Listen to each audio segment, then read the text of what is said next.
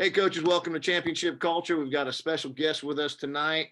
Pat Crowley is the head football coach at RJ Reynolds. Coach and I have become long distance friends since COVID started. We've done some roundtables together, and we've talked on the phone and bounced ideas off each other. And then tonight, I learned the best part is Pat was on Mac Brown's first roster at UNC the first time Mac was there, and now his son is on Mac's first roster the second time back. So Pat's a UNC alum, a passionate UNC alum, and his son plays for them now. So we're probably going to hear some stories about Mac Brown as we go through this thing. But Pat, thanks so much for doing this, and let's jump into it, buddy. Question number one: can you give a 1-minute elevator introduction of yourself? Sure. Hey, thanks, Joe, for having me on. I appreciate it. And thanks for whoever out there listening to us. 1 minute speech. So as you said, I played at Carolina. I actually grew up in New York, recruited by Coach Crum, but then I played for Coach Crum and Mac Brown at Chapel Hill.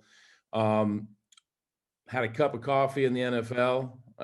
Didn't last too long, and then played in the World League of American Football for a brief period of time. Got injured. Ended up coaching for a couple of years at Chapel Hill for Coach Brown in strength and conditioning. Really liked it, but I also, had want to do a little business. So I moved to Charlotte and became a financial advisor / stockbroker. Been doing that for the last 27 years. Had an opportunity here in Winston-Salem. We moved up to manage an office and went from having one kid to four. And my oldest, as he grew up, I started coaching him in a lot of different things, including football. And when he was looking at high schools, Reynolds had an opening, and next thing you know, I became the head coach at RJ Reynolds High School. I was a middle school coach before that and coached a bunch of different sports, but it really was, an incredible opportunity. And, talk a little bit more about that later in our conversation. But been at Reynolds for about 5 years, learned a lot. And as you said, I'm a big Carolina guy, love Mac, and had opportunity to play for him with Mac 1.0. And now, as you said, Will is in Mac 2.0. That's an awesome story, man. I didn't. That was neat when you talked about it, but that's a great deal and a great way to be able to compare the two terms. Question number two: how do you define culture in your program? Well, I'm a good copycat guy. Okay, I'm not come up with a lot of original ideas, and really appreciate all the stuff that you put out there and the different coaches and folks that talk about culture. And it's the values and beliefs that drive behavior, and how what I believe what culture is. And I'll talk about this a little bit more, but when I first started coaching, every team has a culture, whether you drive it intentionally or it just happens. And I figured that out. Now, the good news is, just because, I had some things that I believed in. I believed in hard work. I believed in being tough. I believed in not quitting. I believe in academics. I believe in a lot of things that I think are important. And my kids picked up on that, but it didn't become intentional until really in the last year or so, when I started, intentionally driving, what I felt was important about the culture. And I think that's just the key word is intentional. That when we start intentionally building it, I think it changes everything. And I think you hit it right on the head about behavior. It's all about shaping behavior. Uh, Question number three. This is the big one now. Question number three. What are the three best things you do to build culture in your program? Well, there's a couple different things that I've borrowed from some other guys, and I love what you do every day. You have a different a core belief that you talk about, and I do the same thing. And I think that you've got to continually, we're dealing with teenage boys here, okay, and they don't they don't pick up on things right away. Some things they do, okay, but some things it's got to be repetitive over and over and over and over again.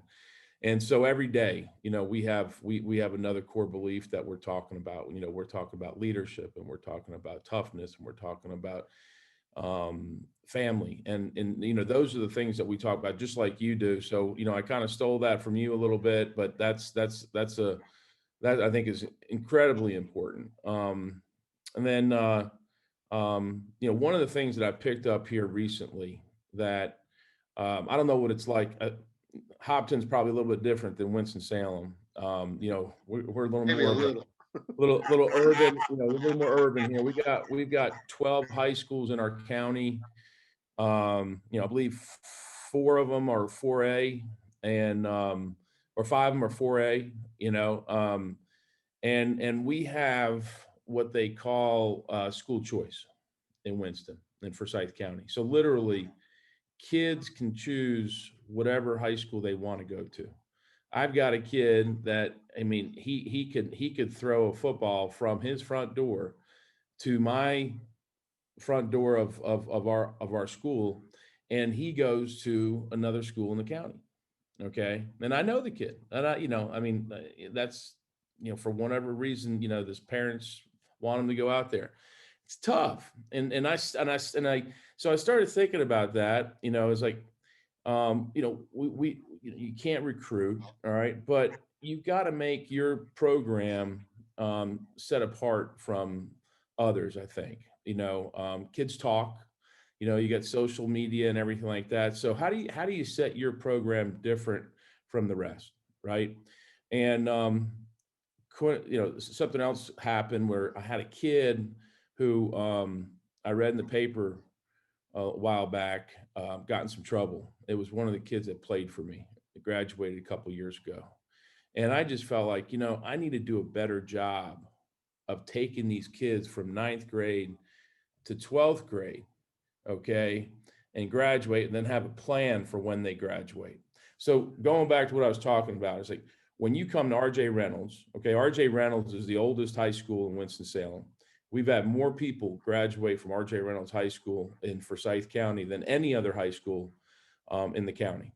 Okay, so if you come to Reynolds, that you're going to, when you're looking for a job later on, you're going to have a good chance that you're going to run into another Reynolds person. So I steal this from Mac Brown. Okay, when Mac, we have the kids coming into open house, and when Mac is out talking to his families, he said, coming to Carolina is not a 4-year decision, it's a 40-year decision. Okay, so coming to RJ Reynolds High School, which is one of the best high schools in the state, it's not a 4-year decision, it's a 40-year decision. Okay, you're gonna have a lot of people, especially if you stay in Forsyth County, that went to RJ Reynolds. And if you go anywhere else in the state, they've heard of RJ Reynolds High School. So, that's it's a flagship high school for Forsyth County. And that's important. Okay. So we talk about that. So once they get to Reynolds, what can we do to make things better? And this comes in with the culture, right? And because there's school choice, I grew up in a small town, probably like, similar to your high school. I loved my high school. It was the school colors were purple and gold, and I hated our rivals. I mean, it was that's the way it was. And it's a little different with school choice. You don't have that same small town kind of feel. But how do you develop that? How do you develop that love for for the school, for the kids? Number one. Number two, how do you have that plan for when they graduate? So I've created this thing. It's called Demons for Life. Okay, we're the demons, and the Demons for Life is a program that I'm developing that will really have these kids come to love Reynolds as they matriculate through ninth, 10th, 11th, 12th grade. So when they letter for us, okay, a lot of the kids in our program, come from very, very modest families, that they just don't have a lot of disposable income. So I had a letter jacket. You probably had a letter jacket too when you were growing up. That was, you put your medals on there and everything, and our kids can't afford that. so I've gone out and I've helped fundraise. So every single kid now, when he graduates, I mean, when he letters, is going to get a letter jacket, and we're going to make a neat thing about it. This year we're going to have what I call our jacket ceremony, and to qualify to to get a letter jacket, they have to have a minimum GPA. Okay, they got to learn our alma mater. All right, and they'd have to finish the previous year in good standing on the team, and letter as a varsity player. And then we're going to have a ceremony and a dinner and present those kids with their letter jacket. And I think that's creating a pretty special bond with those kids in the school. And so that's something that we're putting into our into our program. And then the other part of it, of the Demons for Life, is some of the kids are graduating, they don't have any kind of direction. Okay, everybody wants to play college football, but that's not the reality, as most don't. So there's three options for our kids. Okay, number one is love to have them go to college. Okay, but they need to really, I'm talking about a 4-year college. They need to have a plan how they're going to pay for it. Okay, whether that's through football or mom and dad save money, or financial aid or whatever, but really have that's a viable. I'm not talking about just, hey, I'm gonna take a couple classes and stay at home, but they're going to college. If that's not an option, military, okay, is the second option. And if that's not an option, then they have developed a skill like a electrician or plumbing or something, where they can get paid a good wage and be able to support themselves and have a car and a house and everything. I just find too many kids don't have a plan, and I feel like I'm failing them. So that's, you're probably sitting back and saying, well, Pat, what the heck does that have to do with the X's and O's, and wins and losses? And I just find that if you could, that's part of the culture. You give kids a reason to come to your high school and be part of that program.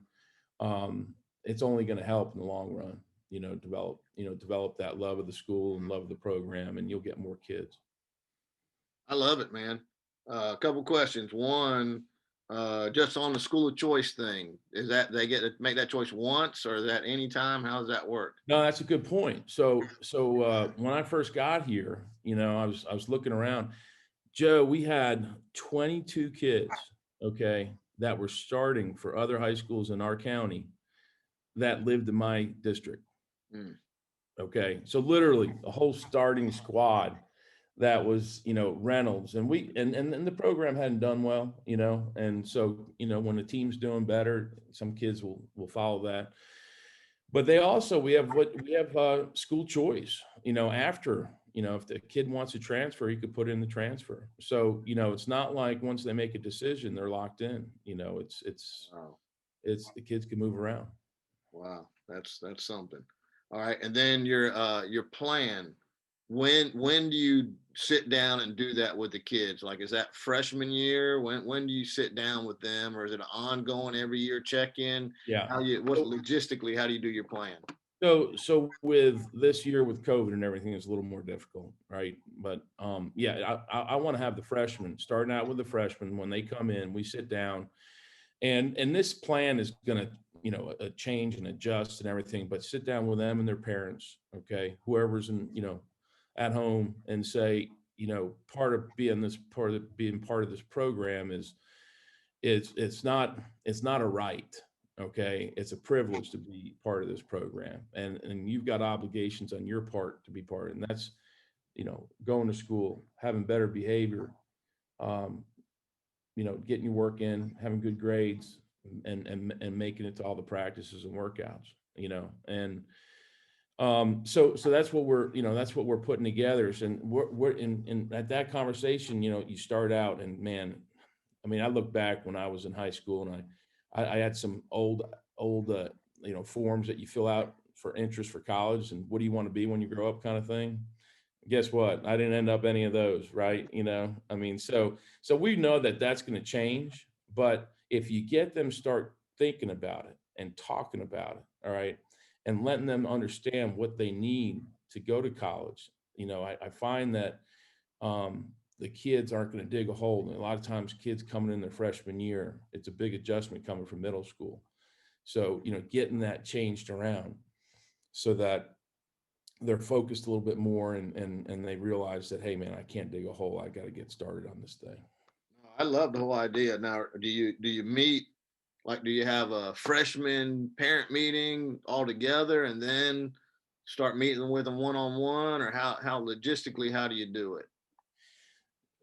Again, COVID is holding us back on this, but we typically have a freshman meeting, with the incoming kids and parents. Okay. Parent, okay. Then, so what I plan with this is now to take it to the next step where we have actual individual meetings with each kid and their parents. Okay. And go over, here's what the process is, and other things that we're going to have that I've, again, being part of RJ Reynolds is pretty neat because so many of the business owners and people that, are hiring and everything is, for the kids that have over a certain GPA is we're going to create before their senior year internships, okay, that they could put on their college application. And the other thing is that what happens when boys turn 16, okay, they want to get that job, right? I mean, it's a killer in some ways. I try to tell them, say, look, part of the deal here is I ask kids, I said, are you paying the bills at home? Are you helping paying the bills? Because some do. I mean, it's that's how that's where what we're what we have. And if a kid is working 4 or 5 days a week and help pay the bills at home, I can't really say much. But if it's about putting some money, spending money in his pocket to take his girlfriend out, I said, look, you're going to work the rest of your life during the school year. Okay, work on the weekends. All right, don't work during the week because it's going to kill your school. Because I've seen it, grades drop when they start working during the week. I get it. They haven't had money before. Now all of a sudden they're making a couple $100 every 2 weeks, and it's pretty cool. But so we try to limit that, so that they're working on the weekends and that they can focus on school and football during the week. I hadn't really thought about it, but I wonder how, because a lot of these kids are working during COVID. Yeah. They can't go to school, but they can go to work. And I wonder if that's gonna almost like an addiction. Now they got a little money in their pocket, are they gonna be wanting to do that more than they used to? Definitely, because they don't, the COVID, remote school is not the same to them as going to school. Mhm. I mean, we battle with that, and it's a balance. You want the kids. I like kids, being hungry and wanting to go out and work, and I respect that. I worked a ton when I was a kid during the summer, but once the school start, you can't do all three.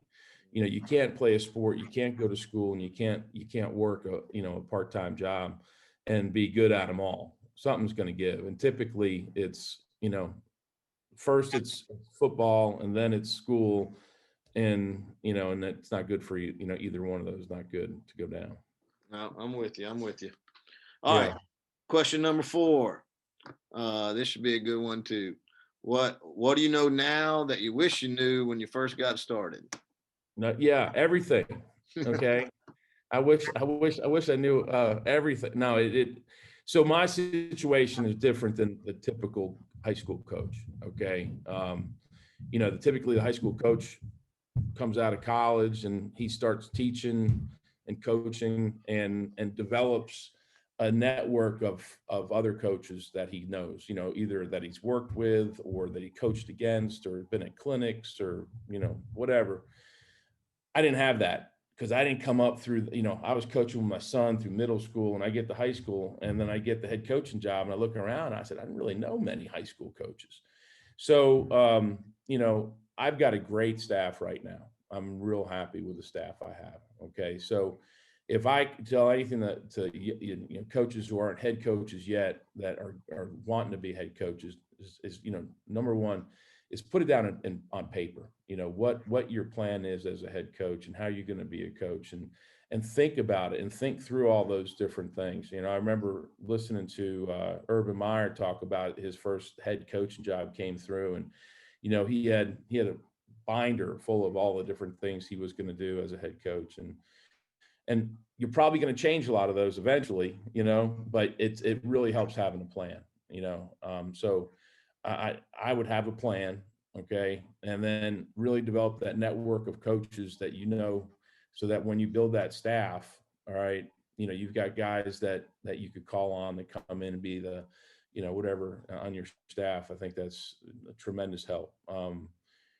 So definitely it's a combination of having a plan and having a network of great coaches to be able to call on. Of course, we all put that binder together for the interview, but I'll still go back to mine that I put it together 10 years ago.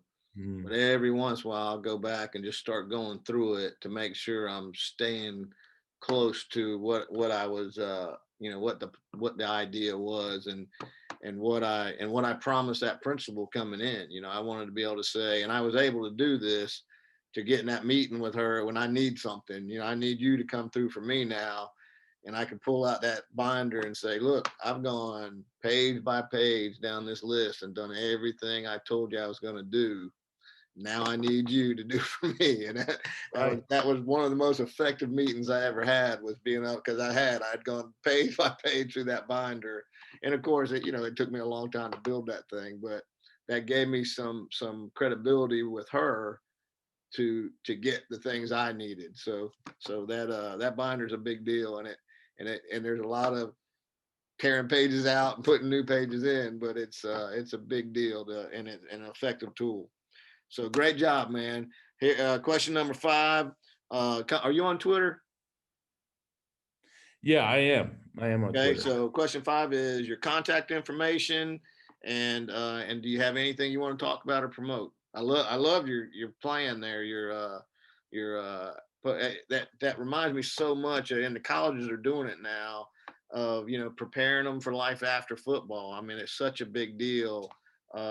We have a real life Wednesday speaker that comes in Mhm. after practice each week, and they're not allowed to talk about football at all. So they come in. We had one guy come in and teach them when bow tie. I don't know if bow ties are still cool in the business world, but when they were cool, he came in and showed them how to tie a bow tie. And we've had them come in and talk. We've had investment guys come in and talk about how you're going to prepare for retirement. You don't want to get to retirement and not be ready for it. And they're just any topic they want to talk about, but it can't be about football. It has to be after football. So you've just taken it one step farther. I want to copy your idea. Yeah, it's football is awesome because of all the relationships and experiences you have. And I'll give you an example. Have you heard about that program or that organization, Soldiers to Sidelines? Have you seen that? I'll give a little shout out about that. It's an organization. I think they're based not far from DC, but it was started to help former soldiers, retired soldiers, to get into football coaching. And they have clinics on right now. It's online clinics, but I guess they'll have them in person, at some point. And I saw somebody that was giving a clinic, and so I signed up for it, and I get an email back from them and saying, "Is this the Pat Crowley from Hampton Bays, New York, who graduated high school in 1985?" I said, "Yeah." And he says, "This is Will Huff. We played together in a camp up in Connecticut." Well, he's one of the, he's working for this organization, right? And we were in a camp together, and he was telling me all the stories, and he ended up being he won the award for the top lineman on Long Island my senior year. And he went to Army, West Point, played there, and he had a great career. And his son ended up going there and played for West Point. And then, kind of paralleled, because I went to Carolina, and my son has gone there. And we had a great conversation. It's a great organization, but those are lifelong relationships that, friendships that you make, and relationships, and you learn so much, as from football. And then we're just trying to do that with the kids. I mean, a lot of kids, I don't know how it was for you, but the reason I got into coaching was because the people that made the most impact and influence in my life were my former coaches, and it started out, my high school coach, he got me scholarship. And then, Bill Stewart was my position coach at Carolina, who, he's passed away, but he was, he gave me opportunity to play. So you have these relationships, you have these coaches make an impact on you. And that's what I think most coaches, that's why they do it is to help influence and help the kids out, and give them a track to be successful in life, just like we would our own kids, That's awesome, man. Soldiers to Sidelines is that organization? Soldiers to Sidelines. Yeah. They have some great clinics, free clinics that you can sign up for. And they also, the Army has got that 3D thing that going on where you can, do the simulation, of putting your offense and defense in there, which is free. It's pretty cool. Look at that. And so the Soldiers Sideline, just Google it. Soldiers Sideline, Yeah. website. Yeah, All right, then Army, the 3D simulator. Is that what you're talking about? they've got, that's they got that as an app that you can download. Cool. And And Twitter handle is yeah. So right. Well, let me give you my email. It's pcrowley51@gmail.com. Say it one more time. pcrowley51@gmail.com. And my cell phone number is 336-918-6283. Text or give me a call. And my Twitter is @pcrowley51. @pcrowley51. All right, man. You did fantastic. Hey, I appreciate you doing all you're doing, Joe. Good stuff, man. I appreciate you coming on here, man. Those are some great ideas. I'm gonna be stealing them from you. Well, that's cool. That's cool. All right, brother. I appreciate it. Have a good one. All right. Thanks.